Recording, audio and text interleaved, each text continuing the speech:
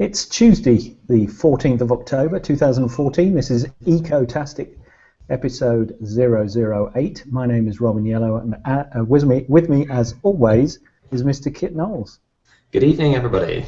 Good evening, Kit. How's your week been?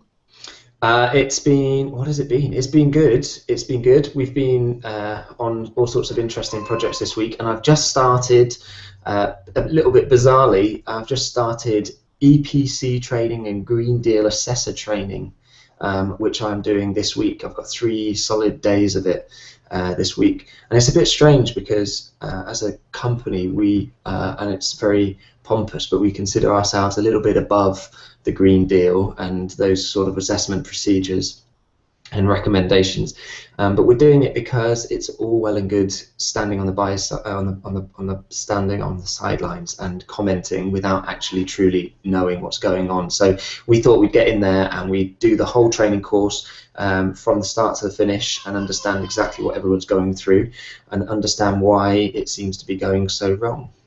Oh, fascinating. Well, let's start with the news, shall we? I'll take that as a yes.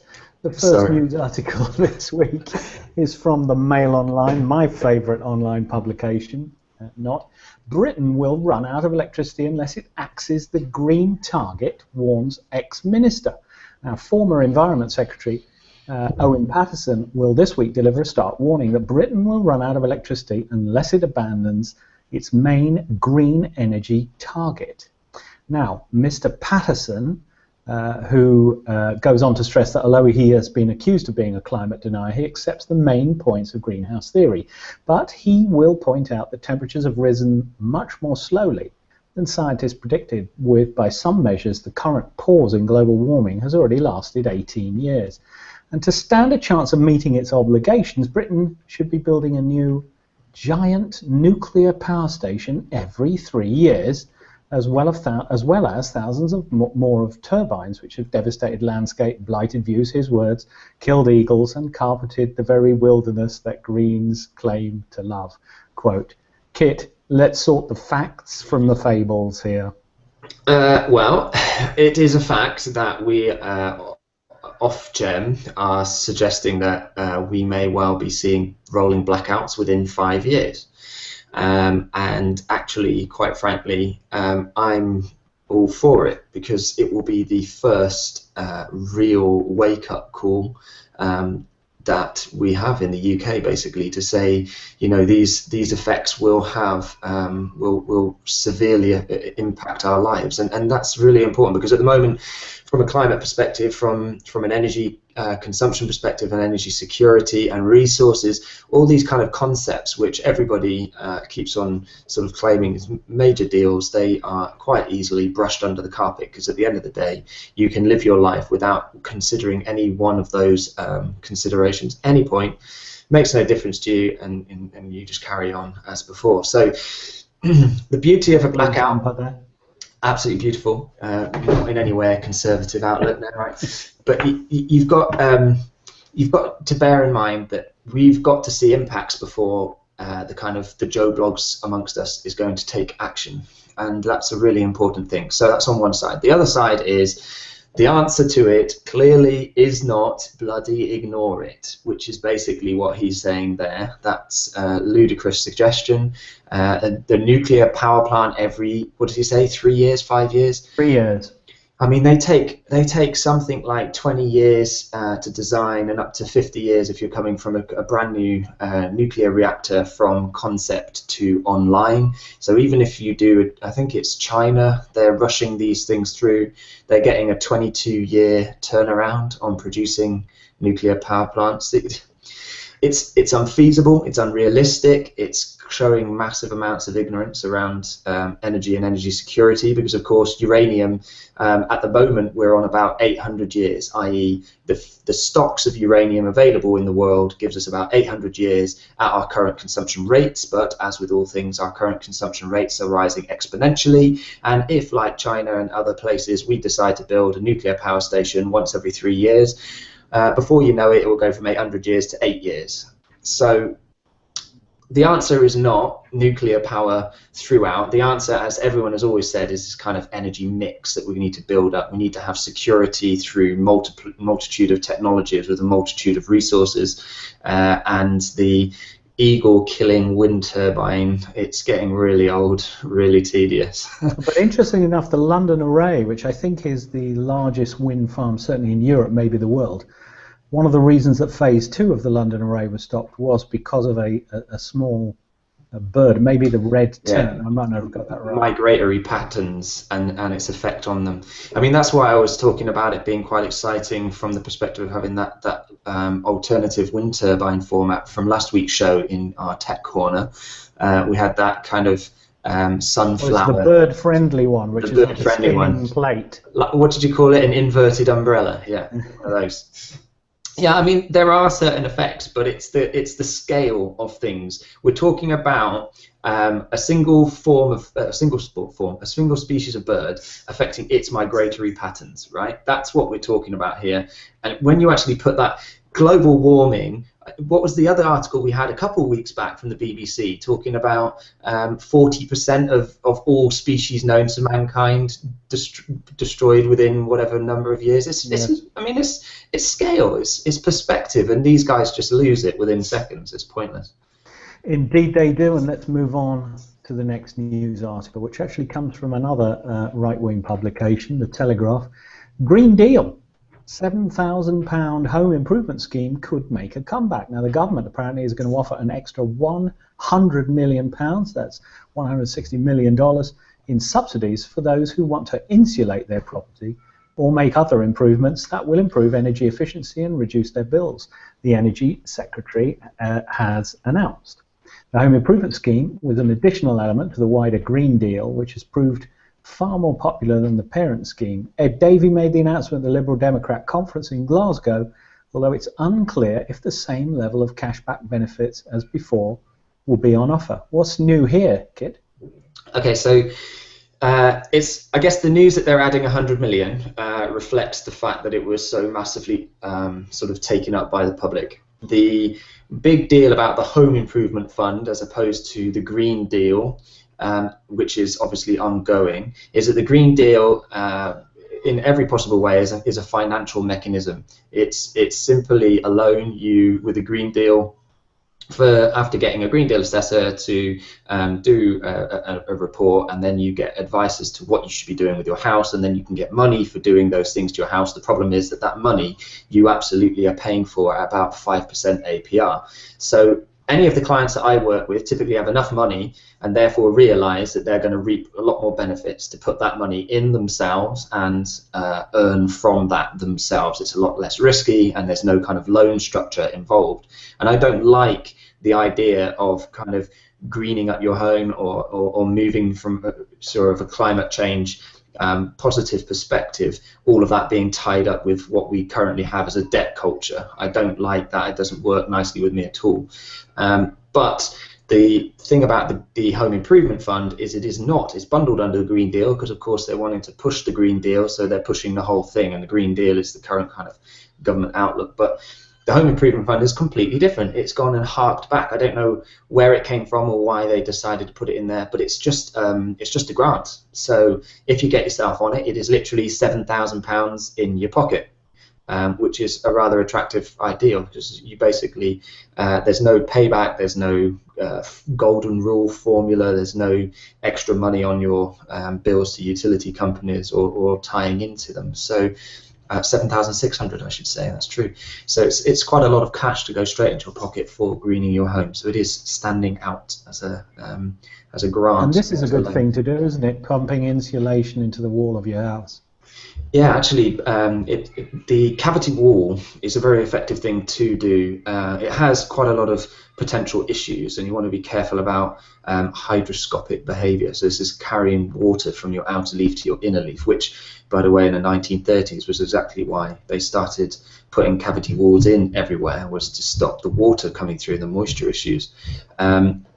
But the beauty of filling your cavity wall up fully is that it's actually the convective losses, the movement of air that you stop or reduce, which is so effective. Not just the insulation. I mean, the insulation, the cavity is quite slim, so it's not a great deal of insulation. It doesn't do a great deal to change the lambda value, the thermal conductivity of your wall. But what it is doing is, without it, basically a little hole at one point in your house where a pipe cuts through the wall or whatever else, and a little hole at another point in your house on the outer leaf, so that's on the inner and the outer, basically means that you can bridge that with an air gap. So the pressure, any pressure differentials will push air out of your house. It's very, very difficult to stop.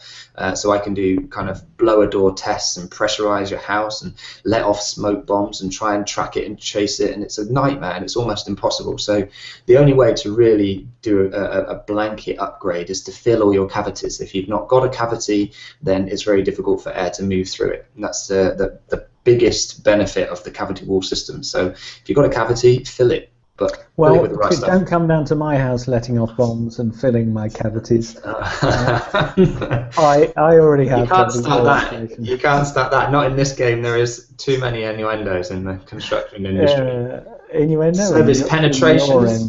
Nice.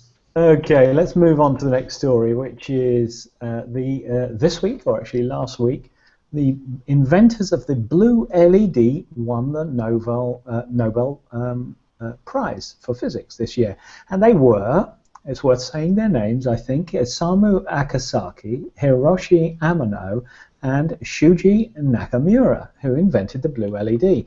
Now, as you reminded me in the pre-show kit, this stuff's been going on for a long, long time, and it's not news as such. The news is that, of course, they won the Nobel Prize, but of course the thing about blue LEDs is without them you can't make high quality white light from LEDs, and now we see a lot of white LED light bulbs in houses. Certainly my house is full of them. I'm sure yours is too, Kit.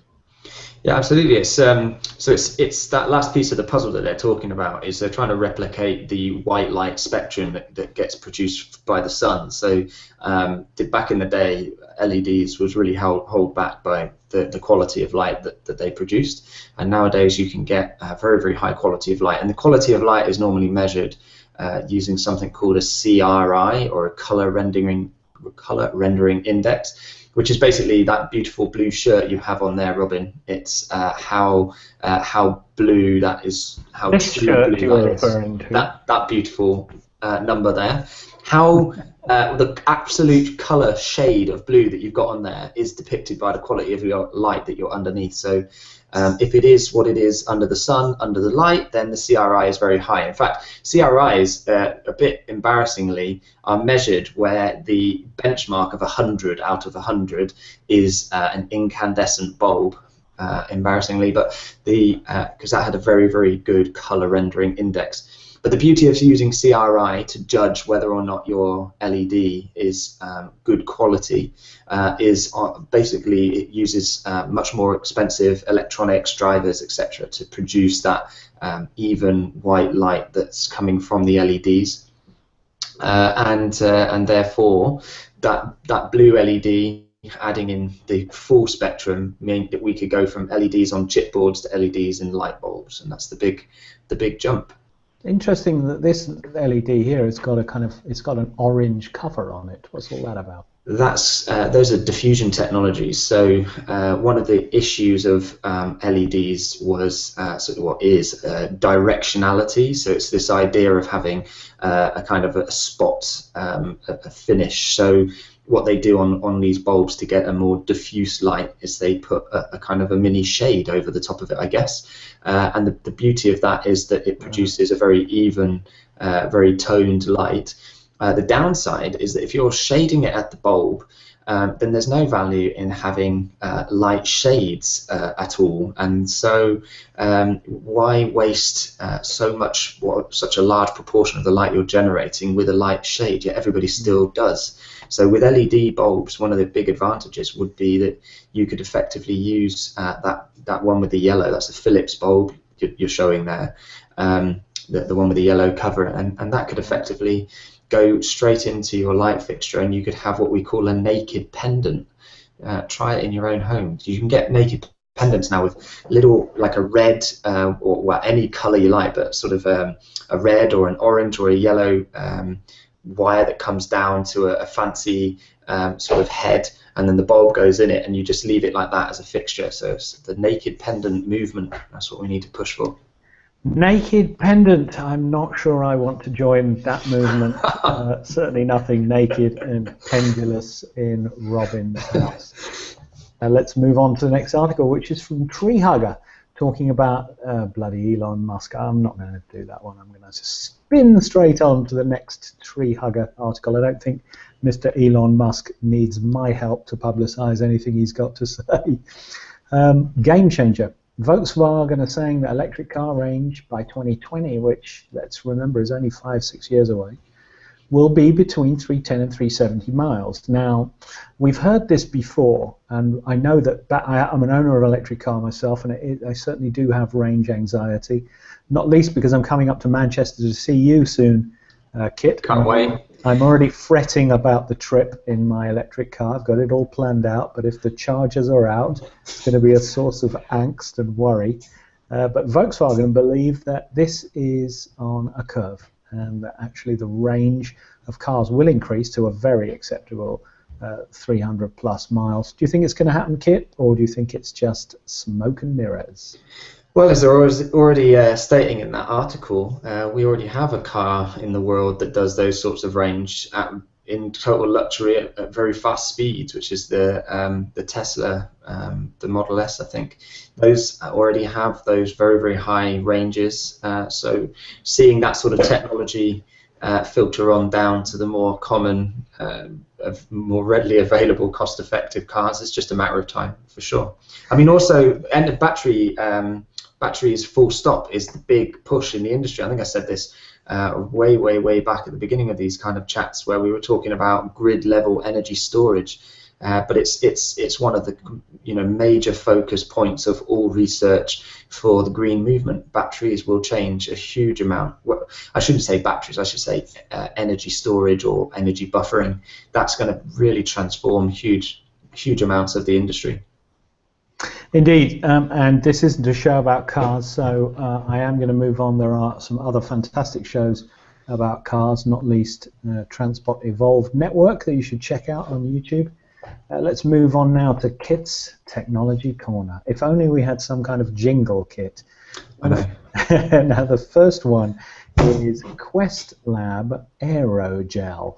Now, what you said in the pre-show was that I should run this, and then you would tell me what it was.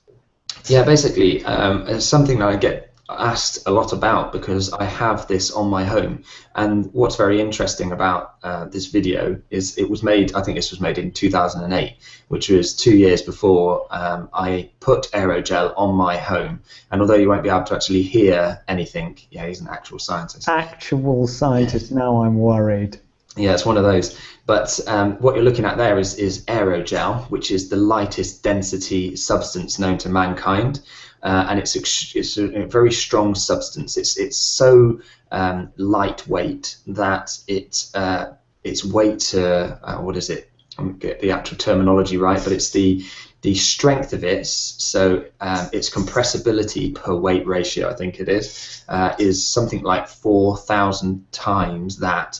Of even steel, so it's some incredible strength. But then there's nothing to it. It's a kind of a silicon matrix. It's made of the same stuff as sand, in a different sort of matrix, just like carbon can be a diamond or a piece of coal. It's that kind of chemistry. You see him there saying it's really, really brittle, so you can just crack it. But this is what you need to look at, because aerogel, where it says there 39 times more insulation than the best fiberglass insulation. Yeah, his hand is actually on fire. It might look that way, but it is incredibly high performance. And so, well, you talked about fiberglass. Is it going to give everybody mesothelioma or whatever, that horrible lung disease that fiberglass gave people in 20 or 30 years' time? You're talking about sort of asbestosis style. Yeah.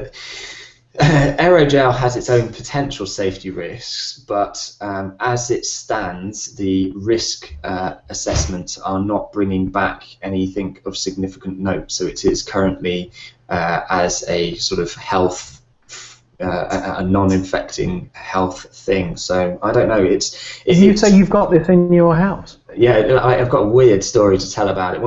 Because I did a world first trial, so mine was the first house that used this substance as external wall insulation, finished with a kind of a render coat. So I have a semi-detached property in an arts and crafts format in a conservation zone with a solid brick wall, and I wanted to do external wall insulation. So that's typically completely and utterly banned, because to put external wall insulation on, I'd have to stick out miles against my neighbour, and it would look ridiculous. And from a conservation zone perspective, planners would just be like, you're not going to be getting away with that. So I had to develop a solution which would give me this high performance, but I wanted something like the equivalent of over 200 millimeters of rock wool.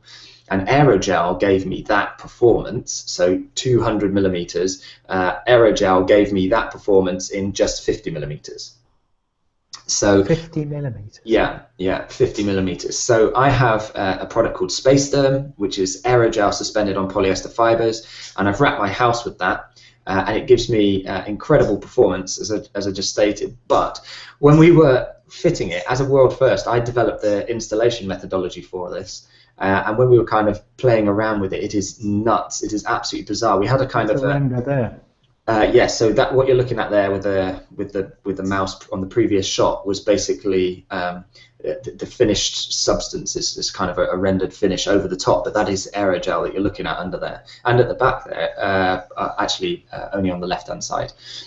But basically the table that we were using to cut this on, one of the builders spilt his drink on it, and I don't know if you've ever come across those Mexican jumping beans or anything like that, you know, like a kid's toy, where they just can't stand each other, so they repel, so they kind of jump about on the table. Well, when the builder spilt his water on this table where we were cutting it, the water kind of leapt into the air. It hated the aerogel dust, absolutely. It's the most kind of hydrophobic substance I'd ever come across. It was a bizarre physics lesson right there in front of you. So I have lots of doubts about what this stuff is going to do if it gets into your lungs or something. But as I say, the risk phrases are... you covered your home in it. Absolutely. How are the kids? Yeah, wow. I take risks for the sustainability community at large, you know. You take the risks, Kit, so our viewers don't have to. That's it, yeah. So moving on, I think. Yes, indeed. Well, we've got one more thing to look at in Kit's Technology Corner. That's a great technology. I'm going to want to find out some more about that in a future show, I think. Now, this one is called the Dual Fuel Boiler Thermin. I really don't know what's going on here. Help me out, Kit. What are we looking at? Right, if you scroll down a little bit, basically, just so we can see the writing, and the title will be perfect. Thank you, Robin. So it's heating with pellets and log wood. So let's talk about biomass for a moment. Biomass is fantastic from a cost perspective and from a carbon perspective. When you're looking at buying fuel to run your home for heat, you've got a choice, broadly speaking, of sort of the electric side of things, which heat pumps and everything else is bundled under. At the most expensive, from the perspective of cost, is at 15.5 pence per kilowatt hour. Then for those of you sort of off the grid, from a gas perspective, you've got oil and LPG, then you've got gas, and then at the very bottom in terms of cost, it's wood, or biomass, I should say, because you can burn just about any of these sort of materials. When people say biomass, they usually mean wood, right? They were referring to wood, pellets and chips as the most common, but also things like Miscanthus grass, hemp, grains like wheat and barley. You can burn just about anything. Hold on a minute. Hemp, did you say? Yes, yeah. Isn't that what they used to make jazz cigarettes? That would be the female plant, Robin, not the male. Oh, yeah. Not the male, no. Yeah. So you could you imagine the big chimney going out your house with this smoke coming out the top. Now, calm down. We do not encourage or condone any kind of illegal drug taking on this show. Absolutely not. So yeah, so the beauty of this is that with logs, you're looking at the cheapest fuel source. So you can get this stuff for free quite a lot of the time. You might live with trees in your garden, own a woodland, have access to a woodland, live near a place where you can get your wood from. It could be at skips in certain cases if you're careful with your selection. So there's a hell of a lot you can get for free. You can be clever in terms of how you buy it. You can actually buy it green and dry it on your own site, just giving yourself enough time. So if you've got plenty of storage, the beauty of that is you could pick it up for as cheap as 1 pence per kilowatt hour, comparing that against electricity at 15.5 pence. So that's that's quite a few times cheaper. And then as it gets more expensive, you've got sort of chips at 2.2, pellets at 3.3 to 4, and then the kind of kiln-dried prime hardwood logs delivered comes in at about 4.2 pence per kilowatt hour. But all of that is cheaper than gas at 4.5 pence per kilowatt hour, and that's 3.5 times cheaper than the electricity at 15.5 pence. So not only is it fantastically cheap, but it's also much more carbon friendly on the basis that if you're getting electricity, it's made, broadly speaking, in the UK, the vast majority is made with gas, coal, oil. So you're burning the same stuff that you would be burning in your boiler, all the way in a different place in the country. So it's about 23 to 28 units of all the energy out of 100 units of energy that you started with actually make it to your house. And on that basis, it makes it 2.5 times more carbon intensive than gas. So electricity is a big no-mo for when you're actually heating your home. Biomass on that same note is it's really cheap to buy, but it's fantastically excellent from the carbon balance perspective. It's nearing the carbon neutral side of things, so it's only the cutting, management, and the transportation that has any carbon intensity to it. So it's fantastic. Right, so that's why you use biomass. Then there's two types of biomass. One is the pelletized, which is chips and pellets, and that's a fluid in effect. You pour it into hoppers, and the hoppers have screws or vacuum or any other type of suction device which can feed the boiler automatically. The boiler can light itself and run itself automatically and control the amount of oxygen in the burn chamber, and even empty itself with automatic ash emptying facilities. So the whole process is basically the same level of automation as your standard boiler nowadays, yet it's using biomass. So that's an incredible kind of step that we've taken in that world. Where does so you've got the ash chamber here, which is generously dimensioned, which is lovely language. Well, that's a kind of inbuilt ash chamber.